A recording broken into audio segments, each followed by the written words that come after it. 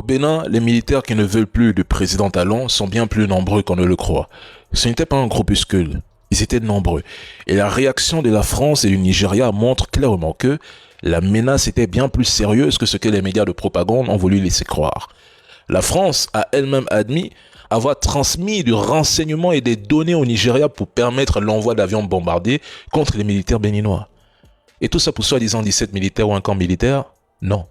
Autrement dit, sans l'intervention extérieure de la France dans le renseignement, le commandement béninois fidèle à Talon ne représente absolument rien. Depuis dimanche, c'est un avion français qui tourne en permanence dans le ciel béninois pour collecter des informations, des données. Cela illustre une perte totale de souveraineté opérationnelle. Et dans ces conditions, comment nier que l'armée béninoise se retrouve marginalisée?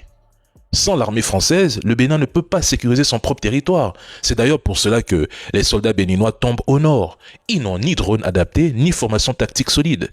Le Bénin est aujourd'hui ce que le Mali, le Burkina et le Niger étaient il y a 5 ans sur le plan sécuritaire. Ajoutant à cela, les 200 militaires nigérians déployés au Bénin, tout cela pour une poignée de militaires? C'est impossible. Il y a bel et bien eu une large division dans l'armée.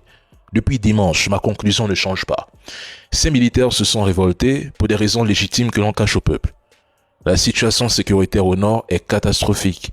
Les attaques terreau se multiplient et les familles des soldats tombés au front sont mal prises en charge. Cette colère trouve sa source dans une gouvernance opaque et défaillante. Et ce que beaucoup ne comprennent pas, c'est que ce coup de force, pour les raisons connues, pourrait en appeler d'autres. Une armée frustrée, abandonnée, finit toujours par se rébeller.